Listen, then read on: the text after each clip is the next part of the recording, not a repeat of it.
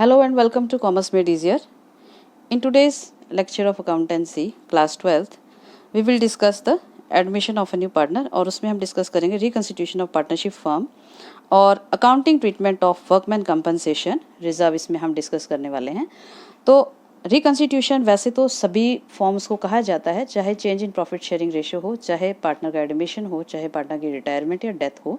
तो सभी केसेस में जो रिकन्स्टिट्यूशन में हम बात करें तो सभी केसेस में जो अकाउंटिंग ट्रीटमेंट है वर्कमैन कंपनसेशन रिजर्व का वो सेम रहता है, उसमें ज़्यादा डिफरेंस नहीं होता है। तो लेट अस स्टार्ट। एग्जाम्पल लेते हैं। सबसे पहले हम A and B are partners sharing profit and losses equally. They admitted C as a partner for 1/3 share in the profits. तो ए बी दो पार्टनर्स हैं जो प्रॉफिट शेयरिंग रेशियो उनकी इक्वल है और उन्होंने सी को जो है पार्टनर बनाया है 1/3 शेयर के लिए प्रॉफिट में। The balance sheet shows workman compensation reserve of ₹50,000 at the time of reconstitution. तो रिकन्स्टिट्यूशन के समय जो है बैलेंस शीट में आपके liability side workman compensation reserve show हो रहा है ₹50,000 का। पास necessary journal entries in the following cases. तो हमें अलग अलग सिचुएशंस में हम जो है जर्नल एंट्रीज इसमें बनाएंगे कि अलग अलग केसेस में हम किस तरह से उनका अकाउंटिंग ट्रीटमेंट करते हैं। तो let us take the first case. When there is no claim given against the workman compensation। तो मान लीजिए बैलेंस शीट में आपको वर्कमैन कंपनसेशन रिजर्व दिया हुआ है, लेकिन जो एडिशनल इन्फॉर्मेशन है उसमें कोई क्लेम शो नहीं हो रहा है कि कोई क्लेम है उसमें और आपको वो पे करना है। तो इस तरह का कोई क्लेम उसमें शो नहीं हो रहा है। तो अब हम उसको कैसे उसका अकाउंटिंग ट्रीटमेंट क्या करेंगे इस कंडीशन में। तो सबसे पहले वर्कमैन कंपनसेशन रिजर्व यानी कि जब कोई भी क्लेम ना हो तो हमें सिंपली क्या करना होता है, पुराने रिजर्व्स को पुराने पार्टनर्स को पुरानी रेशियो में हमें डिस्ट्रीब्यूट कर देना होता है और इसे ख़त्म कर देते हैं। तो यहाँ पर हम वही करेंगे। Workman compensation reserve debit ₹50,000 to A capital account to B capital account. तो इक्वल पार्टनर है तो इक्वल रेशियो में 25,000 ईच पार्टनर को मिल जाएगा और वर्कमैन कंपनसेशन रिजर्व को डिस्ट्रीब्यूट कर दिया जाएगा। देन सेकेंड केस लेते हैं। When there is claim for compensation of ₹20,000 and no workman compensation reserve shown in the books. तो अब हमारे पास क्लेम है ₹20,000 का और कंपनसेशन रिजर्व कोई हमारे पास शो नहीं हो रहा, हमने कोई रिजर्व नहीं बना रखा है कंपनसेशन देने के लिए वर्कमैन को। तो वर्कमैन कंपनसेशन क्या होता है? वर्कमैन कंपनसेशन रिजर्व ये इसलिए बनाया जाता है, एक स्पेसिफिक रिजर्व होता है जो इस पर्पस के लिए बनाया जाता है कि यदि हमारे फैक्ट्री में या बिजनेस में काम करते समय किसी एम्प्लॉय को वर्किंग आवर्स में कोई चोट लग जाती है, कोई दुर्घटना हो जाती है उसके साथ, तो उसके इलाज के लिए या उसके क्षतिपूर्ति के लिए हम एक रिजर्व पहले से बना के रखते हैं इमरजेंसी के लिए, ताकि हमें अचानक से एकदम से कहीं से पैसा, अगर किसी एम्प्लॉय के साथ कोई मिस हैपनिंग हो जाती है तो हम कहाँ से एकदम से पैसा लाएंगे, इसलिए हम पहले से एक रिजर्व बना करके रखते हैं। तो कई बार ऐसा हो सकता है कि किसी बिजनेस के पास ऐसा कोई रिजर्व नहीं है, उन्होंने कोई रिजर्व बनाया ही नहीं। तो ऐसी कंडीशन में हम क्या करेंगे, अगर उसका हमने रिजर्व बनाया हुआ है तो हम जो भी उससे रिलेटेड खर्चा होता है हम रिजर्व में से करते हैं, कंपनसेशन जो एम्प्लॉयज़ को या वर्कमैन को देनी होती है। लेकिन अगर हमारे पास रिजर्व नहीं होगा तो हम क्या करेंगे, क्या अकाउंटिंग ट्रीटमेंट हमें करना पड़ेगा। तो हम एंट्री बनाते हैं revaluation account debit 20,000 to provision for workman compensation 20,000 की। तो 20,000 की लायबिलिटी थी और हमारे पास कोई रिजर्व नहीं था और रिकन्स्टिट्यूशन के समय हम उसे, ये एक हमारी लायबिलिटी है तो इसको हम रिवैल्यूएशन अकाउंट में डेबिट साइड डाल देते हैं। तो revaluation account debit to provision for workman compensation reserve, हमने ये जर्नल एंट्री पास करनी है। Okay, now let us see the third case. Third case में क्या है, when workman compensation reserve of 50,000 and there is claim of ₹20,000। हमारे पास reserve दिया हुआ है बैलेंस शीट में 50,000 का लायबिलिटी साइड में और हमारे को क्लेम जो है देना है ₹20,000 का। तो यहाँ पर जो रिजर्व है वो ज़्यादा है और जो क्लेम है वो कम है। तो रिजर्व से कम है क्लेम की अमाउंट। तो हमें क्या करना होगा, सबसे पहले हम रिजर्व का जो रिक्वायर्ड अमाउंट है रिजर्व में से उस क्लेम के लिए निकाल लेंगे ₹20,000 और बाकी का जो रिमेनिंग ₹30,000 है that will be distributed in the old partners in the old ratio. तो पहले हम क्लेम के पैसे निकाल लेते हैं। तो वर्कमैन कंपनसेशन रिजर्व, यहाँ पे मैंने कंपाउंड एंट्री बनाई है। तो workman compensation reserve debit ₹50,000 to provision for claim against workman compensation ₹20,000 हमने उसमें ट्रांसफ़र कर दिए हैं, प्रोविज़न के लिए निकाल दिए हैं, and to A capital account 15,000, तो जो रिमेनिंग हमारे पास 30,000 रुपीज़ थे वो हमने profit sharing ratio that is equal, दोनों की इक्वल प्रॉफिट शेयरिंग रेशियो है, तो 30,000 को हमने इक्वली डिस्ट्रीब्यूट कर दिया। तो ए कैपिटल अकाउंट में 15,000, बी कैपिटल अकाउंट में 15,000 रुपीज़। तो workman compensation reserve transfer to claim against workman compensation and partners capital account. तो इस तरीके से जब रिजर्व ज़्यादा होगा, क्लेम कम होगा, तो जितना क्लेम में रिक्वायर्ड है हम उतना पे करके बाकी का जो बचा हुआ रिजर्व होता है पार्टनर्स में ओल्ड प्रॉफिट शेयरिंग रेशियो में डिस्ट्रीब्यूट कर देंगे, राइट। ओके, तो अब हम देखते हैं fourth case, when the workman compensation reserve is ₹50,000 given in the balance sheet and claim for workman compensation reserve is workman compensation is 70,000। आपके पास रिजर्व 50,000 रुपीज़ है और आपको लाइबिलिटी पे करनी है वर्कमैन कंपनसेशन की 70,000, यानी कि रिजर्व कम है और जो क्लेम है वो ज़्यादा है। तो अब हम क्या करेंगे, क्योंकि जो 50,000 रुपीज़ है हमारे पास तो 50,000 है, क्या हम उसे 50,000 ही देंगे और ये कहेंगे कि हमारे पास अब और पैसा नहीं है, या हम पूरे 70 देंगे। अगर हम 70 देते हैं तो बाकी का 20,000 रुपीज़ कहाँ से आएगा, कैसे उसे हम पे करेंगे। तो लेट अस सी, इसको जनरल एंट्री देखते हैं कैसे बनाई जाएगी। इसमें workman compensation reserve debit 50,000 rupees, तो 50,000 हमारे पास थे, वो हमने to provision for claim against the workman compensation 50,000 इसमें हो गए। मैं आपको सिंगल एंट्री से समझा रही हूँ पहले, और यहाँ पर मैंने कंपाउंड बनाई। तो वर्कमैन कंपनसेशन रिजर्व के 50,000 यहाँ पे क्रेडिट में आ गए to provision for claim against the workman compensation 50,000।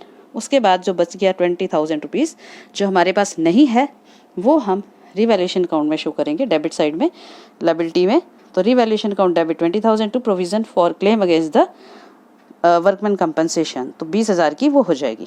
तो 50,000 पहले हम रिजर्व के यूज़ करेंगे और उसके बाद जो रिमेनिंग है वो हम रिवैल्यूएशन से चार्ज करेंगे। तो 50,000 एंड 20,000, तो इसकी हमने कंपाउंड एंट्री बना दी है। Workman compensation reserve debit 50,000, revaluation account debit 20,000 to provision for claim against the compensation account, 70,000 रुपये ये हमारा जर्नल एंट्री बन जाएगा, राइट।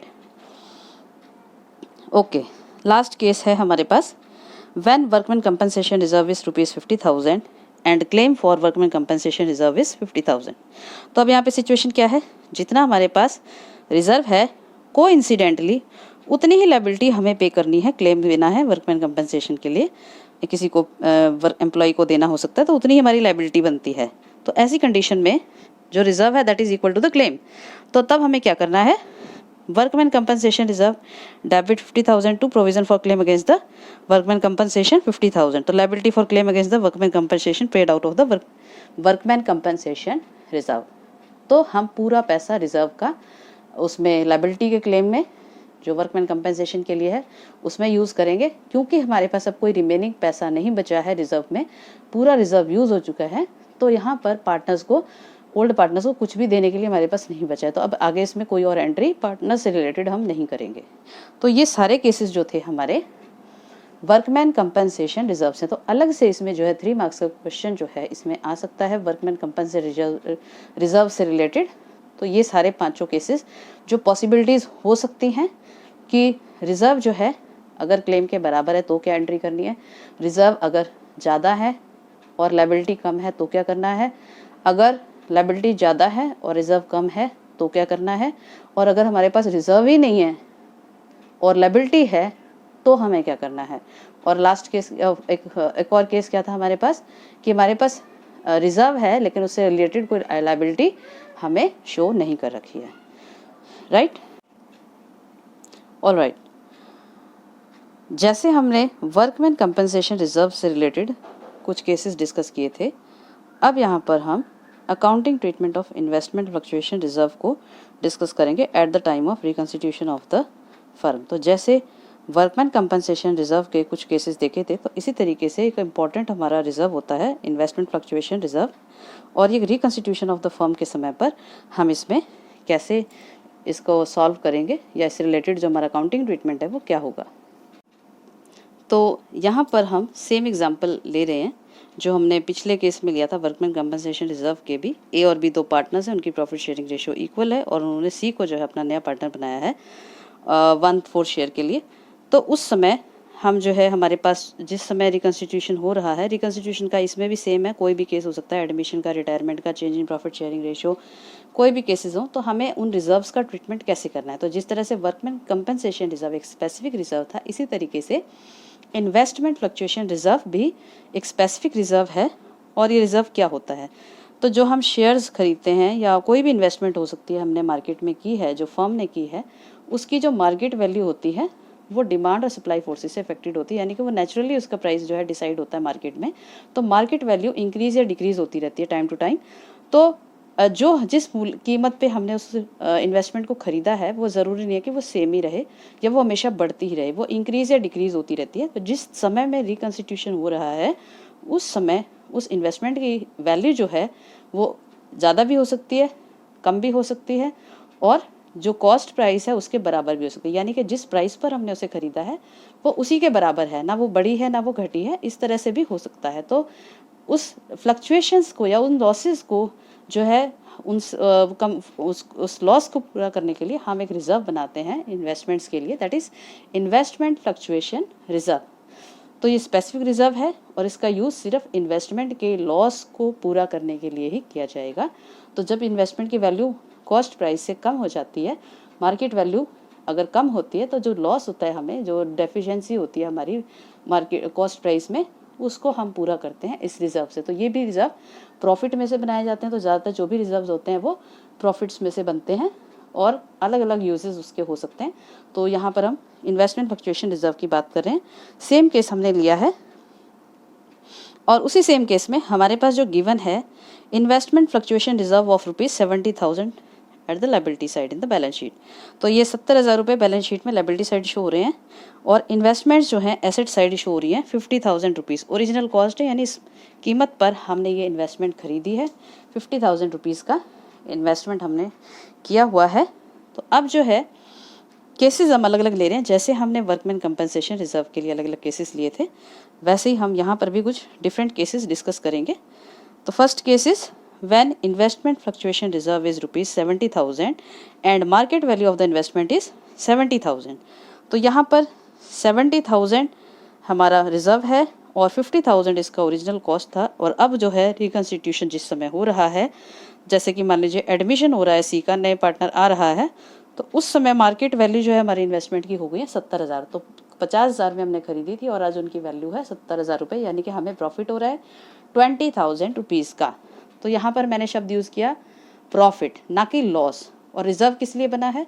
लॉस को पूरा करने के लिए, यानी कि जब हमें लॉस हुआ ही नहीं तो हमारा पूरा रिजर्व एज इट इज़ बच गया है।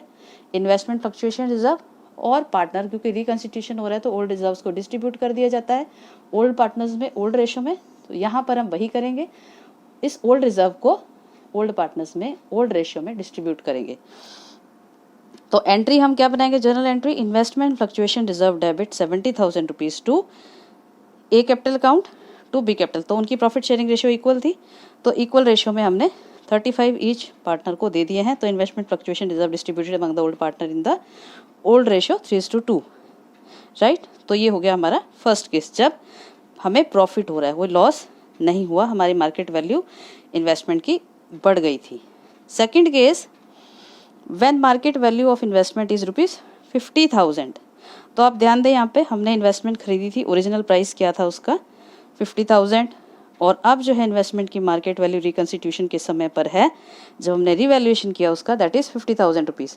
तो ये इक्वल है, तो cost no profit no loss situation है हमारी यहाँ पर, यानी हमें लॉस नहीं हो रहा है ना ही प्रॉफिट हो रहा है, लेकिन लॉस भी तो नहीं हो रहा है।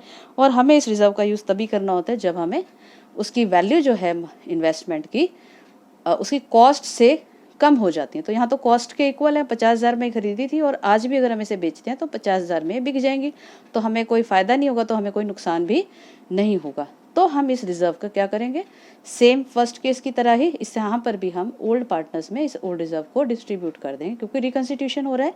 तो इसलिए सेम एंट्री जो हमने फर्स्ट केस में बनाई थी वही सेम एंट्री इस केस में भी बनाई जाएगी। Investment fluctuation reserve debit 70,000 to A capital account to B capital account 35,000 each, क्योंकि इक्वल रेशियो है। In investment fluctuation reserve distributed among the A and B in old ratio. तो ये हम इसकी नरेशन लिख देंगे। Okay, okay, let us see the third case. तो third case क्या है, when market value of investment is 30,000। तो हमने उसे खरीदा कितने में था, 50,000 में, और अब मार्केट वैल्यू कितनी हो गई है, 30,000 रुपीज़, यानी कि हमें 20,000 का लॉस हो रहा है। तो वो लॉस जो है 20,000 का, उसको हम कहाँ से पूरा करेंगे, इन्वेस्टमेंट फ्लक्चुएशन रिजर्व। ये इसीलिए तो बनाया गया है, जो भी लॉस होगा उसकी कॉस्ट प्राइस से जब भी इन्वेस्टमेंट की वैल्यू नीचे जाएगी तो हम इस रिजर्व में से उस लॉस को पूरा कर लेंगे। और उसकी जर्नल एंट्री क्या बनेगी, इन्वेस्टमेंट फ्लक्चुएशन रिजर्व डेबिट्स। अभी मैं आपको अलग अलग एंट्री बता रही हूँ, फिर ये क्योंकि कंपाउंड एंट्री है, लेकिन मैं आपको अलग अलग एंट्री बता रही हूँ कि अलग अलग अगर हम बनाते हैं तो क्या एंट्री बनती है। Investment fluctuation reserve debit 20,000 to investment account. 20,000 जो है हम रिजर्व में से निकाल के इन्वेस्टमेंट अकाउंट में डाल देते हैं और लॉस पूरा हो जाता है। 30 + 20 50,000 तो फिर से हो जाती है इसकी वैल्यू। उसके बाद जो बच गया है remaining profit, that is 50,000 rupees का जो इन्वेस्टमेंट रिजर्व बचा है, that will be distributed in the old partners in the old ratio. तो ये जो पुराने पार्टनर्स हैं ए और बी, उनकी प्रॉफिट शेयरिंग रेशियो इक्वल है। तो 20,000 निकालने के बाद 50,000 जो बच गया था वो हम ए और बी को उनकी प्रॉफिट शेयरिंग रेशियो में यानी इक्वल दे देंगे। तो A capital account debit 25,000, B capital account 25,000। तो अब हमने इसकी कंपाउंड एंट्री बना दी है सारी ही। तो इन्वेस्टमेंट फ्लक्चुएशन रिजर्व जो है पूरा 70,000 है, जिसमें से इन्वेस्टमेंट अकाउंट में हमने ट्रांसफर कर दिया 20,000 और ए और बी के कैपिटल अकाउंट में रिमेनिंग 50,000 का 25,000 पार्टनर्स में डिस्ट्रीब्यूट कर दिया है। तो investment fluctuation reserve transfer to investment account and partners capital account, ये हमने नरेशन लिखी है जर्नल एंट्री के साथ, राइट। तो ये हमारा थर्ड केस हो गया है। उसके अलावा फोर्थ केस में क्या कहता है देखें, when there is no investment fluctuation reserve in the balance sheet and the market value of the investment is ₹30,000 rupees. तो हमने यहाँ पे केस ये लिया है कि हमारी इन्वेस्टमेंट हमने 50,000 में खरीदी थी और आज की जो रिकन्स्टिट्यूशन के दिन या समय जो उसकी मार्केट वैल्यू हो गई है इन्वेस्टमेंट्स की, वो घट गई है 20,000 रुपये से और अब उसकी मार्केट वैल्यू है 30,000 रुपीज़।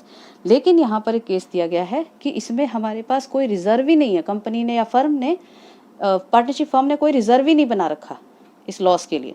तो जब हमारे पास फर्स्ट केस में तो हमने किया था कि जो हमें लॉस हुआ हमने रिजर्व से पूरा कर लिया। अब यहाँ पर रिजर्व है ही नहीं, तो हम ये लॉस कहाँ से पूरा करेंगे। तो हम जैसे हमने वर्कमैन कंपनसेशन रिजर्व में किया था, ऐसा ही हम इसमें करेंगे। रीवैल्यूएशन अकाउंट से जो है इस लॉस को शो किया जाएगा। उसमें जैसे एसेट की वैल्यू डिक्रीज होती है तो रीवैल्यूएशन के डेबिट साइड उसको दिखाया जाता है, ट्रांसफर किया जाता है। तो revaluation account debit 20,000, revaluation account 20,000 to investment account 20,000। तो 20,000 जो है हम ये रीवैल्यूएशन अकाउंट में टू इन्वेस्टमेंट अकाउंट दिखाएंगे डेबिट साइड। तो loss on revaluation investment transfer to revaluation account.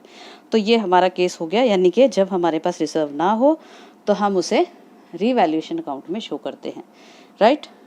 Fifth case है हमारे पास, when there is investment fluctuation reserve of ₹70,000 but no investment shown on the asset side already sold. यानी कि कई बार ऐसा होता है क्योंकि बिजनेस तो कई सालों साल लंबा चलता है और ऐसा भी हो सकता है हमने एक रिजर्व बनाया हुआ है, हमारे पास इन्वेस्टमेंट्स भी हैं, लेकिन समय के दौरान हमने बीच में कभी जो इन्वेस्टमेंट्स हैं उनको बेच दिया होगा और रिजर्व हमारे पास एज इट इज़ बचा हुआ है, उसको हमने ख़त्म नहीं किया है। तो जब रिकन्स्टिट्यूशन का समय आया, जब पार्टनर, जैसे इस केस में हमने लिया है ए और बी पार्टनर्स हैं और सी जो है नया पार्टनर बनने जा रहा है, तो रिकन्स्टिट्यूशन हो रहा है, तो उस समय हमने देखा कि हमारे पास अभी रिजर्व ये अभी बचा हुआ है, इन्वेस्टमेंट फ्लक्चुएशन रिजर्व है, लेकिन हमारे पास इन्वेस्टमेंट्स एसेट साइड नहीं है, वो ऑलरेडी बिक चुकी हैं, अब हमारे पास इस समय इन्वेस्टमेंट नहीं है। तो उस रिजर्व का क्या किया जाएगा, that reserve will be distributed among the old partners in the old ratio. तो सेम एंट्री हम बनाएंगे, investment fluctuation reserve debit 70,000 to A capital account to B capital account 35,000 each in investment fluctuation reserve distributed in the old partners in the old ratio. तो ये entries हम बनाएंगे जब हमारे पास reserve है लेकिन इन्वेस्टमेंट्स नहीं है, अब वो हमारे पास इस समय नहीं है, बिक चुकी हैं। तो ये जो 5 केसेस हैं हमने इन्वेस्टमेंट फ्लक्चुएशन रिजर्व के डिस्कस किए हैं। ये भी बहुत ही इंपॉर्टेंट टॉपिक्स हैं, वर्कमैन कंपनसेशन रिजर्व और इन्वेस्टमेंट फ्लक्चुएशन रिजर्व। ये छोटे क्वेश्चंस में काम तो आएगा ही, साथ अलग से इसका क्वेश्चन भी आ सकता है 3 मार्क्स में, साथ साथ ये बड़े क्वेश्चन जो 8 मार्क्स से क्वेश्चन होते हैं उसमें भी इनका बड़ा कंट्रीब्यूशन होता है, इससे रिलेटेड इसकी एंट्रीज आती हैं और अगर इसमें से थोड़ी भी हमारे से गलती हो जाती है तो हमारे 8 मार्क्स का क्वेश्चन जो है वो पूरा ख़राब हो सकता है और बड़े क्वेश्चन में एक चेन सिस्टम में जो एक एरर हो जाता है वो आगे से आगे कैरी फॉरवर्ड होते चला जाता है। तो इसलिए छोटी सी भी गलती जो है हमें बहुत नुकसान कर सकती है। तो हर चीज़, हर कैलकुलेशन में बहुत प्रिसीजन और सारे कंसेप्ट्स हमारे माइंड में बहुत क्लियर होने चाहिए इससे पहले कि हम बड़े क्वेश्चंस को सॉल्व करें। तो ये छोटे छोटे कैलकुलेशंस की आप प्रैक्टिस करते रहिए और हमारे इस वीडियो को आप लाइक कीजिए, शेयर कीजिए और चैनल को सब्सक्राइब कीजिए। Thank you.